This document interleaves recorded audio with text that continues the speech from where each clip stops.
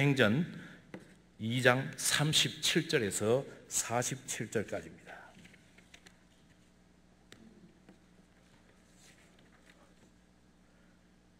제가 먼저 시작하겠습니다. 함께 교독합니다.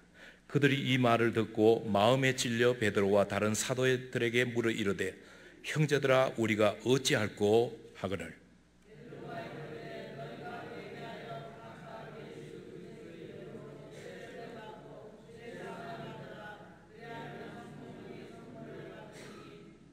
이 약속은 너희와 너희 자녀와 모든 먼데 사람 곧 우리 주 우리 하나님이 얼마든지 부르시는 자들에게 하신 것이라 하고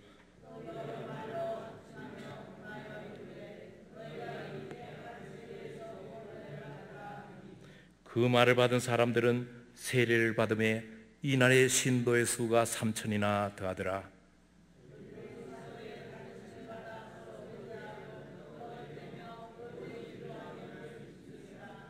사람마다 두려워하는데 사도들로 말미암아 기사와 표적이 많이 나타나니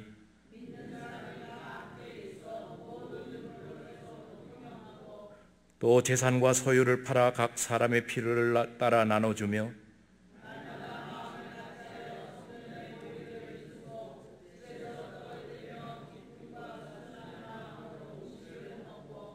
다 함께 하나님을 찬미하며 또 온 백성에게 칭송을 받으니 주께서 구원받는 사람을 날마다 더하게 하시니라.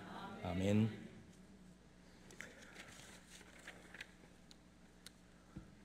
이미 오래전에 세상을 떠났습니다마는 영국의 유명한 희극 배우 찰리 채플린은 여러분들이 아실 것입니다.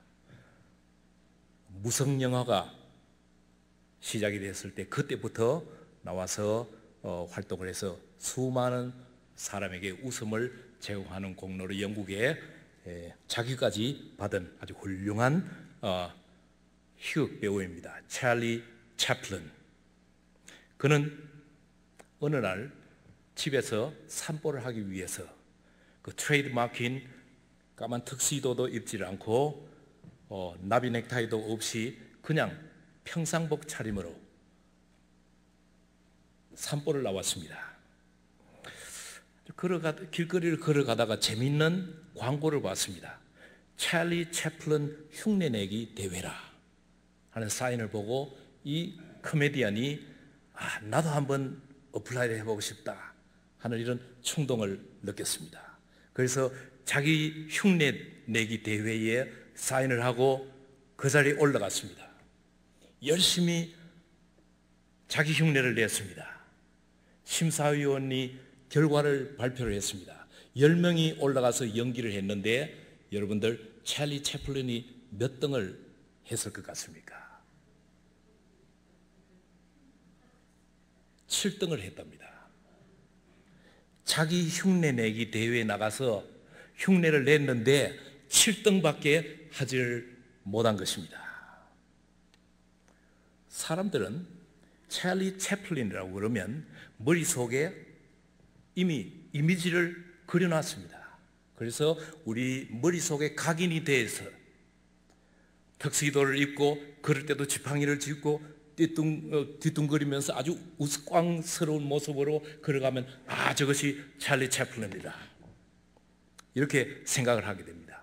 그런데 코수염도 달지 않고 모자도 쓰지도 않고 턱시도도 입지 않고 지팡이도 없이 그냥 가서 했더니만은 관중들의 기대에 차지를 않았던 것입니다.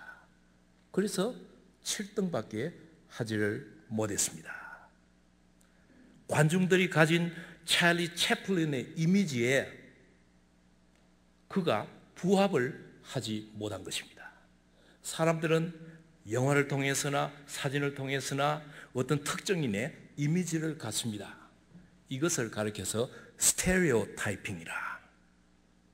이렇게 본인과는 관계없이 저 사람은 저런 사람이라 이렇게 머릿속에 각인된 인상들이 있습니다.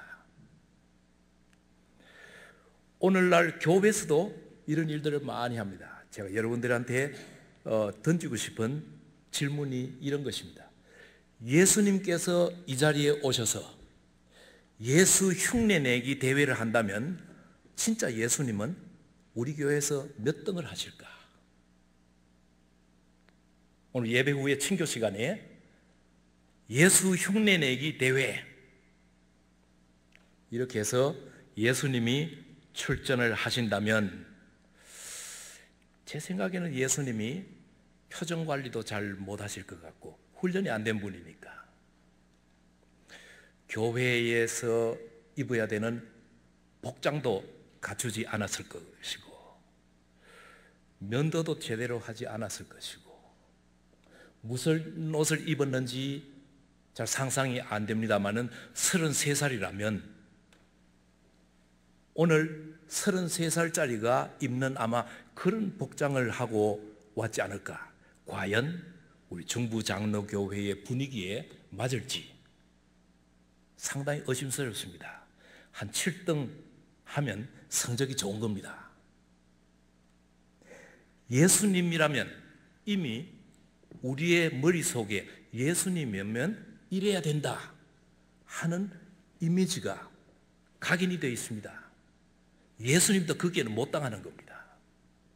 그래서 예수님은 배척을 받을 가능성이 대단히 많습니다. 여러분들에게 정답을 묻는다면 예수님이 몇 등을 하겠습니까? 1등을 당연히 해야죠. 찰리 채플린이 자기 흉내내기 대회에서 몇 등을 해야 됩니까? 이렇게 묻는다면 당연히 1등을 해야죠. 본인인데 어떻게 1등을 놓치겠습니까?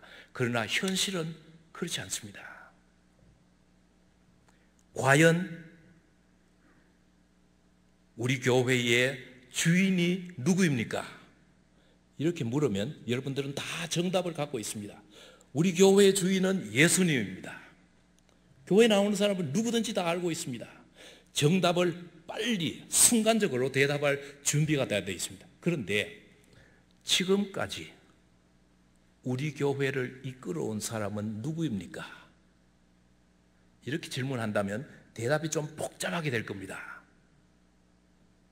예수님이라야 됩니다 하는 이런 정답은 쉽게 할 수가 있지만은 실제로 우리의 삶 속에서 실제적인 주인이 누구였었느냐? 예수님이 우리 교회에 출석하시면 얼마나 대접을 받을 것이냐? 이런 질문을 한다면 우리의 대답은 전혀 달라질 것입니다. 우리 연세 드신 분들이 많은데 과연 예수님이 내 사위감으로 적당할까? 이렇게 생각을 한다면 아마 상당히 주저가 될 겁니다. 직업도 확실치 않고요. 학벌도 별로 없고 과연 내 딸을 먹여 살릴 수 있을까? 대단히 의심스럽습니다. 여우도 굴이 있는데 나는 집도 없다는 이런 사람에게 어떻게 딸을 맡길 것입니까? 그래서 과연 예수를 사위로 맞을 수 있을 것인가? 사위로 맞는데도 주저가 된다면 어떻게 예수님을 주인으로 모실 것이냐 하는 것입니다. 이 질문은 정답을 여러분들에게 요구하는 것이 아니라 리얼리티 체크를 해보자는 것입니다. 우리들의 신앙의 현 주소가 어디 있느냐 하는 질문입니다. 사도 바울은 영적으로 몹시 어린 고린도 교회를 향해서 이렇게 말합니다. 이 교회의 주인이 누구인지를 살펴보라. 그래서 고린도 교인들이 대답하기 전에 이미 바울이 지적을 합니다. 고린도 교회에서는 예수님의 이미지를 바울을 통해서 찾으려고 하는 사람들이 있었고 아볼로를 통해서 찾으려고 하는 사람이 있었고 그래서 예수의 후계자를 아볼로로 삼는 사람, 바울로 삼는 사람, 또 다른 사람으로 삼는 사람 여러 사람이 있어서 예수님은 이렇다고 서로 시비가 붙어 있는 것입니다. 그래서 바울은 단호히 그들을 나무라면서 이렇게 이야기했습니다. 그런즉 아볼로는 무엇이며 바울은 무엇이뇨? 저희는 주께서 각각 주신 대로 너희로 하여금 믿게 한 사역자들이니라. 예수 그리스도를 믿게 한 사역자들, 밖에 되지 않는다는 것입니다. 나는 심었고 아볼로는 물을 주었으되 오직 하나님은 자라나게 하셨다고 했습니다. 물 주는 자를 가지고 저 사람이 예수님을 많이 닮았다는 둥, 덜 닮았다는 둥 시비를 걸어봤자 무슨 소용이 있겠습니까? 번지수를 잘못 찾았습니다. 그들이 믿고 따라야 될 사람은 바울도 아니고 아볼로도 아니라 예수님이었습니다. 그러나 고린도 교회의 실체는 그렇지 않았습니다. 교회 주인이 예수님이라기보다는 바울 아니면 아볼로 아니면 또 다른 어떤 지도자들을 믿고 따랐다는 것입니다. 예수님을 제쳐놓고 그들은 사람들끼리 당파를 이루게 되었습니다. 예수를 믿기 위해서 모인 교인들이 예수님을 제쳐놓고 사람들끼리 모여가지고 서로 잘났다고 예수 흉내내기 대회를 한 것입니다. 예수 흉내내기를 누가 제일 잘하는지 아십니까? 교인들이 가장 잘합니다. 주일이 되면 이건 완전히 예수 흉내내기 대회입니다. 그래서 1등도 하고 2등도 하고 또 상으로 이렇게 직책도 얻고 하면서 예수 흉내내기를 열심히 해서 내가 그래도 제법 예수하고 가까운 사람이라. 대체로 이 흉내내기는 외모를 가지고 흉내를 냅니다. 여러분, 수염을 기른다고 해서 예수님하고 가까워질 것입니까? 그렇지 않습니다.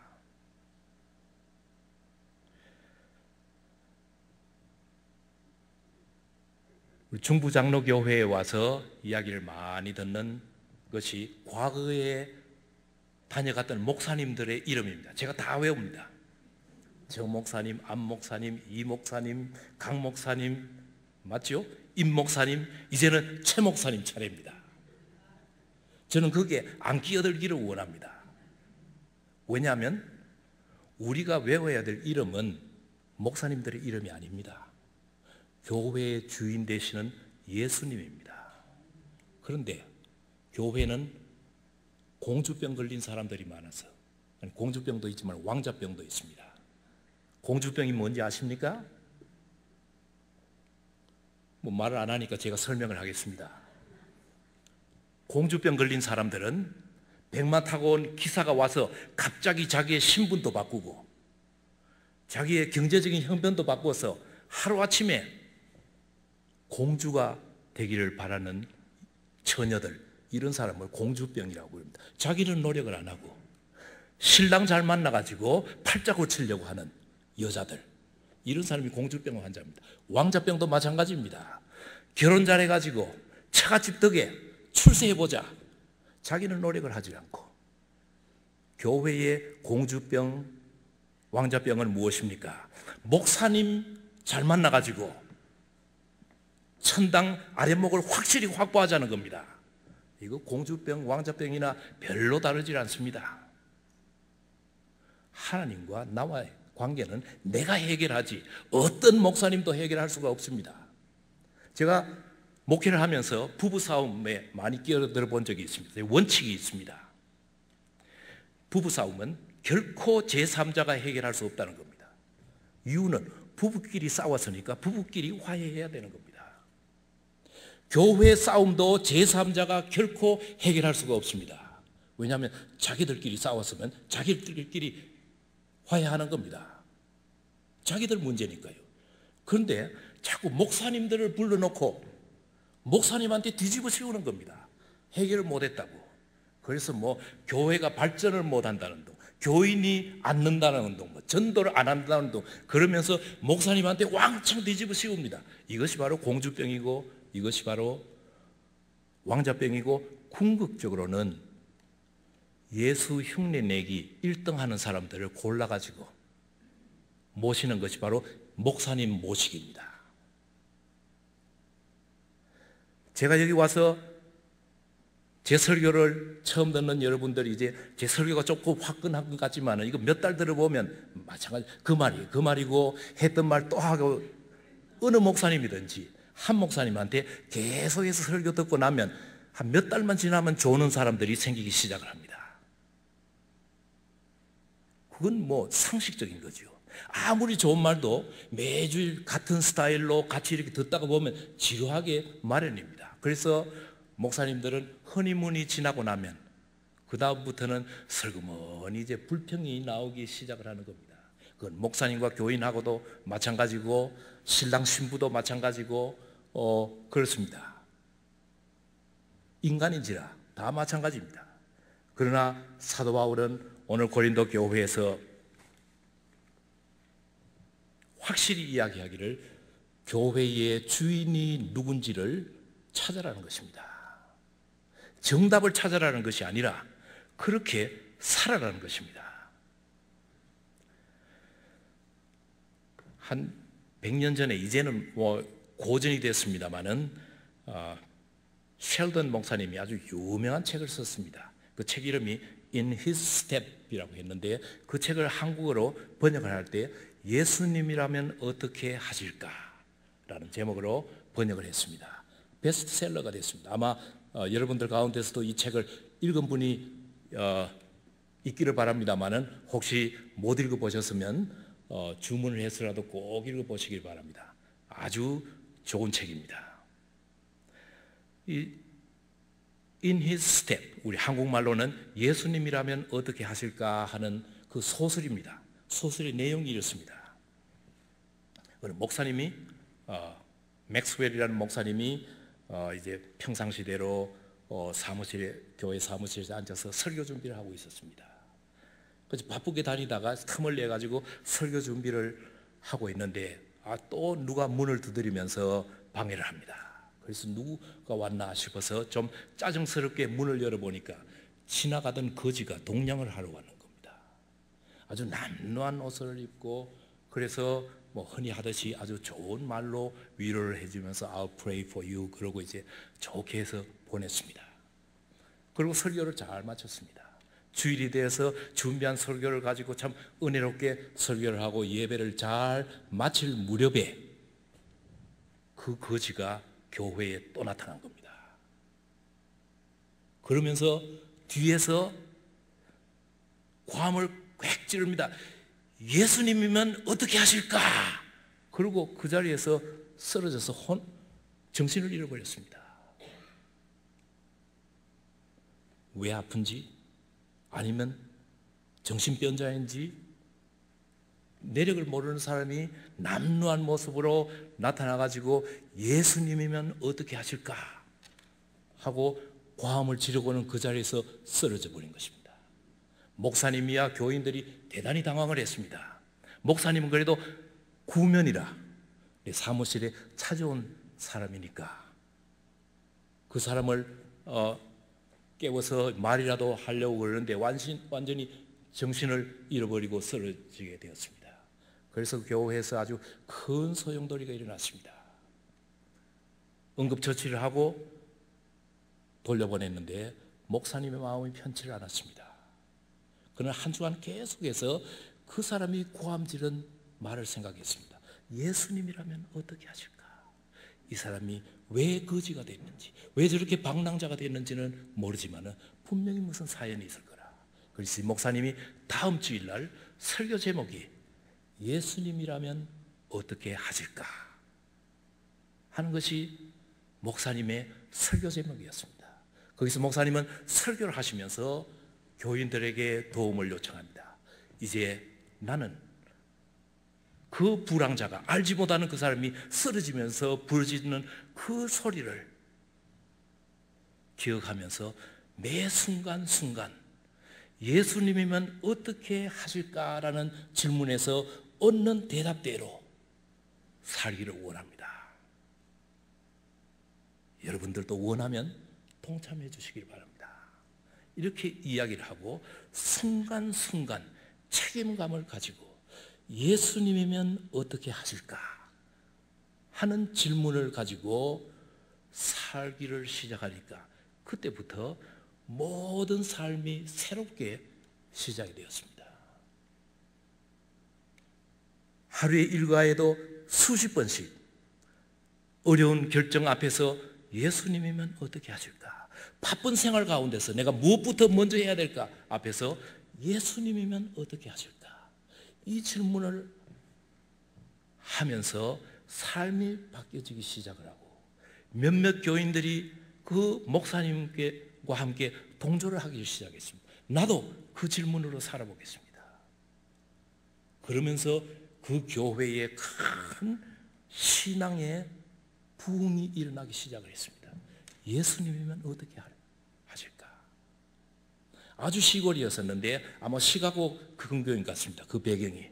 그래서 그 교회의 소문이 사방으로 퍼져나가기 시작해서 시카고에까지 교회마다 예수님이면 어떻게 하실까 하는 질문을 하게 되고 거기서부터 큰 부흥의 실마리가 되었다는 것입니다. 기독교 서점에 종종 출입해 보신 분이 계시면 아마 여기는 어떤지 모르겠습니다만은 비슷하리라고 생각합니다. WWJD라는 섹션이 있습니다. What would Jesus do? 예수님이면 어떻게 하실까? What would Jesus do? WWJD라는 이 네 약자가 그때부터 유행하기 시작을 해서 요사이는 뭐 성경에도 WWJD 성경도 있고요. 또 주일학교 어린이들에게 주는 상품 중에 뭐 팔찌에도 WWJD 팔찌도 있고 WWJD 반지도 있고 뭐 교회에서 아주 유행을 하기 시작한 지가 그 소설이 베스트셀러가 되면서 많은 사람들의 마음 속에 이 질문이 정착하기 시작을 했습니다. 예수님이면 어떻게 하실까? 이것은 정답을 요구하는 질문이 아니라 우리들에게 행동하도록 하는 질문입니다. 그렇게 살도록 하는 질문입니다.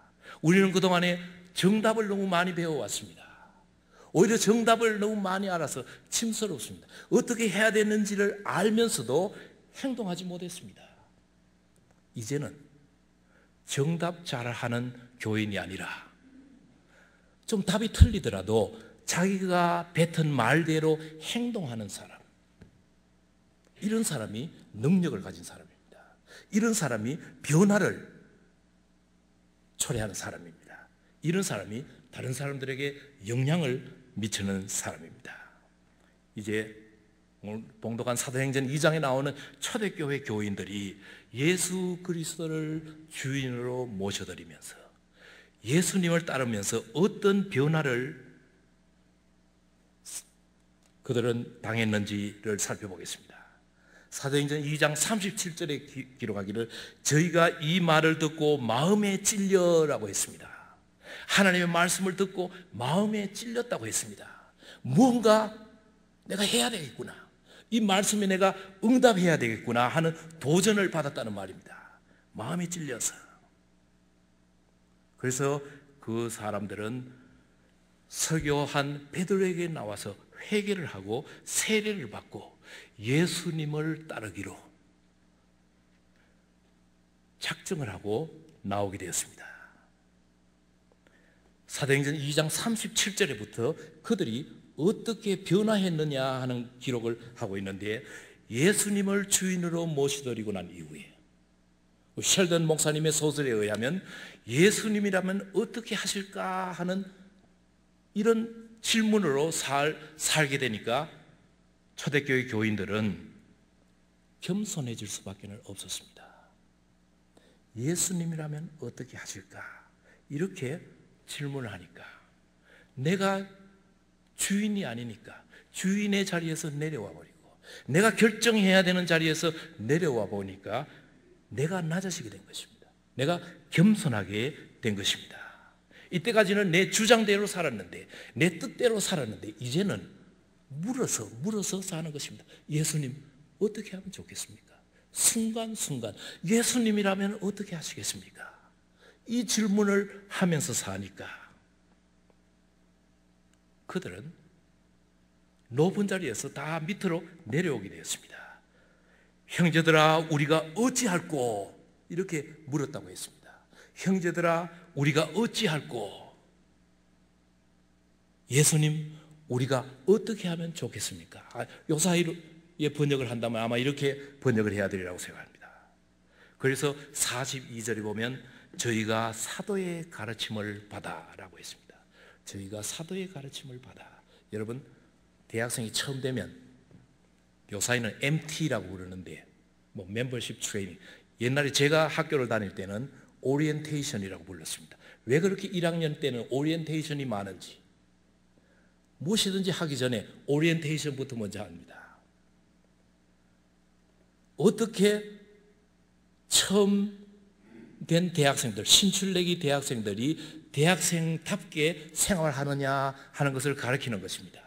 선배들이 와가지고 때로는 기합도 주고 때로는 욕도 해가면서 그 학교의 전통을 가르칩니다.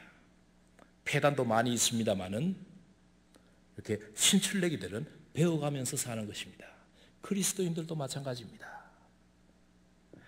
형제들아, 우리가 어찌할꼬 물었는데 그들이 얻은 대답은 사도들의 가르침을 받아. 한 걸음 한 걸음 사도들에게 물어서 해보자는 겁니다. 예수님을 가장 잘 아는 사도들에게 물어서 했습니다. 그래서 46절에는 순전한 마음으로 배우기를 원했다고 했습니다. Pure heart, 아주 순전한 마음으로, 그저 무엇이든지 말씀만 하시면 제가 그렇게 따르겠습니다. 이런 태도로 그들은 교회 생활을 배워나갔습니다. 그런 태도로 예수 그리스도를 따르는 생활을 배워나가기 시작을 했다는 것입니다. 하나님의 뜻을 깨닫는 방법을 그들은 배워나가기 시작을 했습니다. 가르치는 사도마다 강조점은 서로 달랐지만은 결국은 그 사도의 가르침대로 예수님의 모습을 그들은 발견하게 되었습니다. 사도들에 의해서가 아니라 사도들이 촉매작용을 해서 성령의 인도하심을 받게 되었다는 것입니다. 신앙은 스스로 찾아나가는 것입니다. 그런데 찾아나갈 때 종종 길잡이가 필요합니다. 좋은 길잡이를 만날 때 대단히 도움이 됩니다. 예수님이라면 어떻게 하실까 하는 것은 주님의 뜻을 찾는 질문입니다. 내 삶을 향한 주님의 뜻이 어디에 있느냐? 우리가 예수님이라면 어떻게 하실까 하는 질문을 할 때 우리는 성령의 인도하심을 받게 됩니다. 예수님을 따르는 자들이 성령을 선물로 받았다고 했습니다. 오순절에 마가의 다락방에 모여서 간절히 기도할 때 그때 성령께서 역사하셔서 거기에 참석한 모든 사람에게 성령 세례를 줬다고 했습니다. 이것을 우리는 성령 강림절이라고 이름을 붙였는데 이것이 바로 교회의 창립 기념일입니다. 중부장로교회 창립 기념일이 아니라 이 지구상에 있는 모든 교회의 시작이 바로 그것이었습니다. 성령의 임재를 기다리면서 모여서 기도하는 무리들에게 성령께서 임하셨습니다. 성령께서 임했다는 것은 그들의 갈 바를 성령이 인도했다는 말입니다. 성령에 충만했다는 것은 온전히 우리가 성령에 받쳐져서 100% 성령의 임재하심에 따른다는 것입니다. 오해하지 마시길 바랍니다. 성령 충만이라면 마치 큰 아주 슈퍼내추럴한 이런 힘을 발휘하는 것을 성령 충만이라고 생각할지 모르겠습니다만은, 그러나 성경이 말하는 성령 충만은 100% 내 자신을 성령에 맡기는 그 상태, 그것이 충만입니다.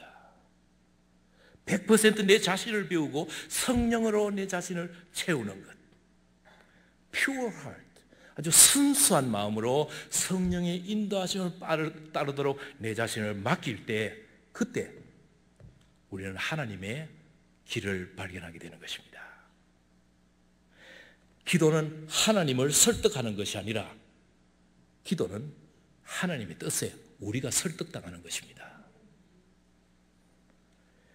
진정으로 교회의 주인이 예수님이라고 믿는다면 우리는 성령의 인도하심, 예수님의 영의 인도하심을 간구해야 됩니다. 모일 때마다 주님이라면 어떻게 하시겠습니까? 심각하게 물어야 됩니다. 대답이 없기 때문에 물어야 됩니다. 이미 대답을 다 가지고 그저 한번 떠보기 위해서, 다른 사람은 어떻게 생각하는지 떠보기 위해서 묻는 것이 아니라 아주 순전한 마음으로 내가 대답 없이 나와서 묻는 것입니다.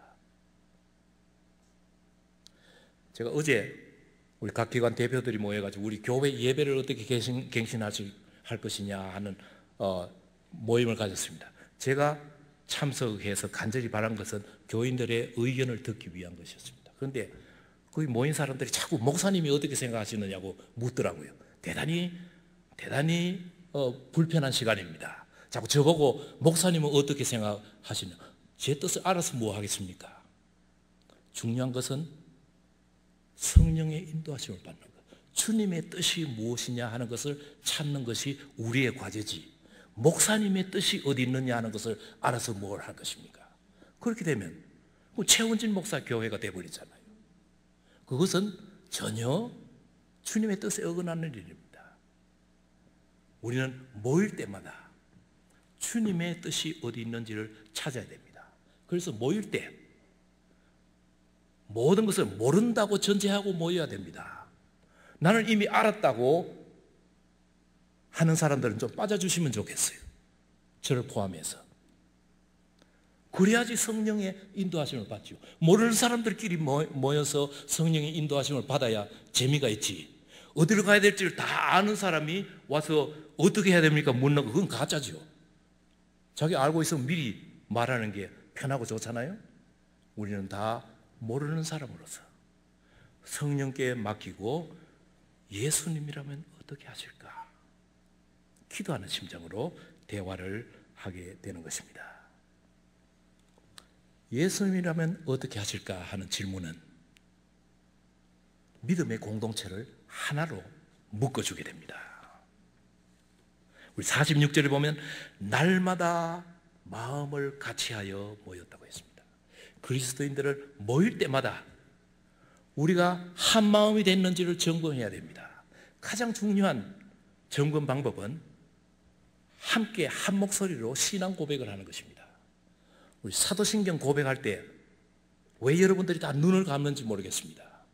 이것은 기도가 아니라 우리의 고백입니다.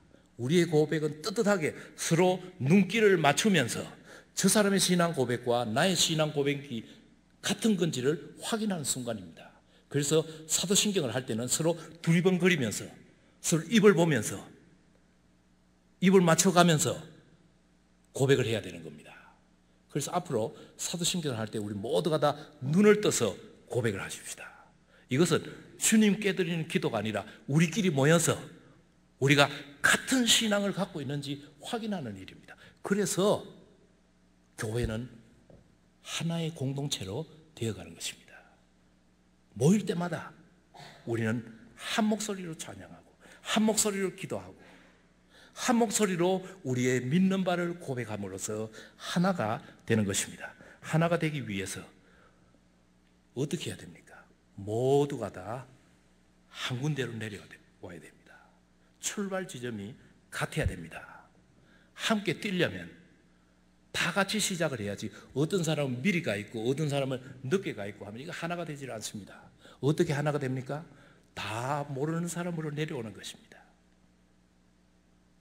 한 자리로 다 내려오는 것입니다.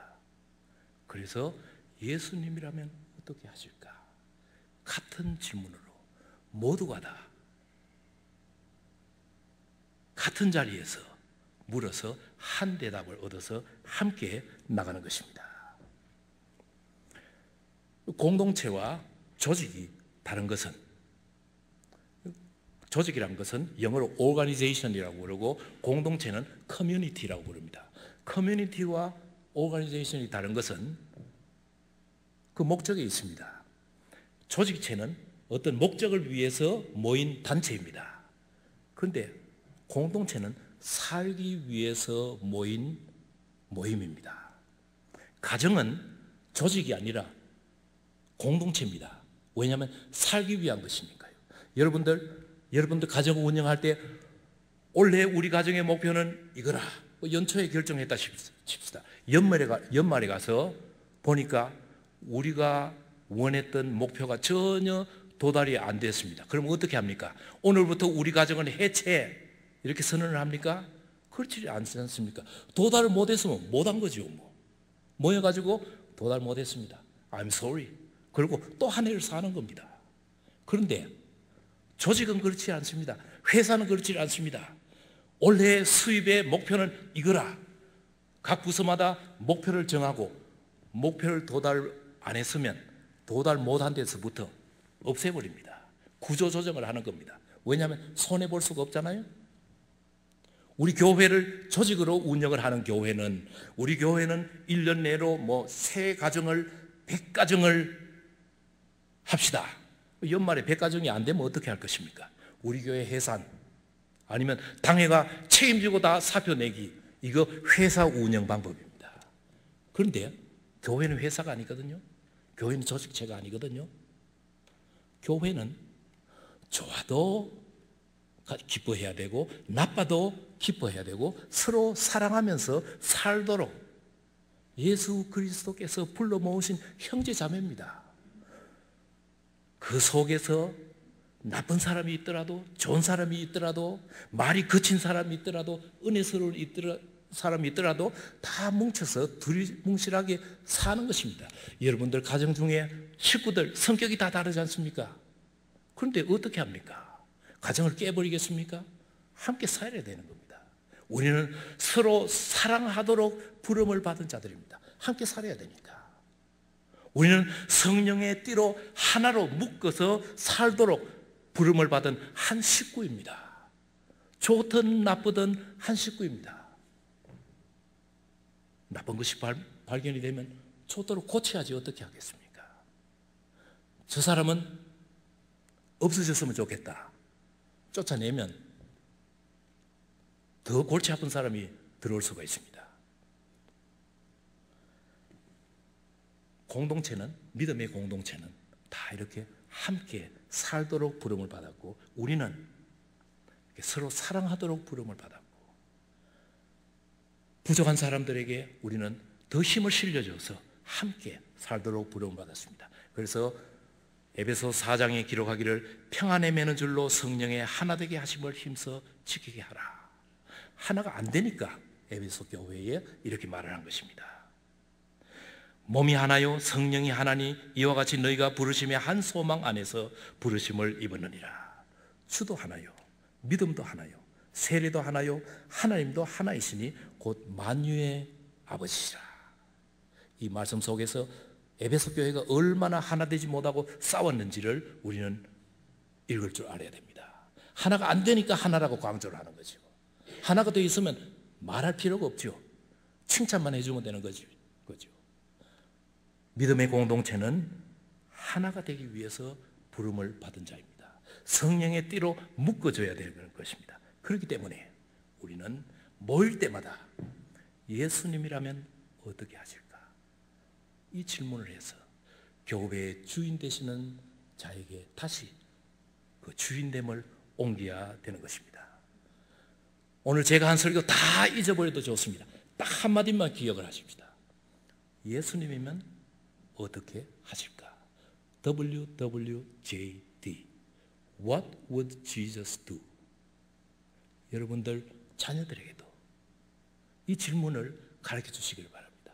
모일 때마다 함께 기도할 때 예수님이라면 어떻게 하실까? 이 질문이 여러분들의 기도의 근간이 되시기를 바랍니다. 그때 성령께서 우리를 인도하시게 될 것입니다.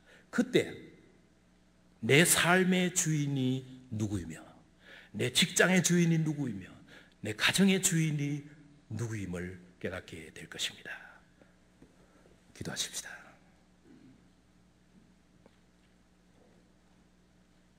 기도하실 때 그동안 자신의 주장, 과거의 경험 모두 십자가에 묻고 이제는 예수님 흉내내기 중지하도록 우리가 한 목소리로 순전한 마음으로 기도하시겠습니다.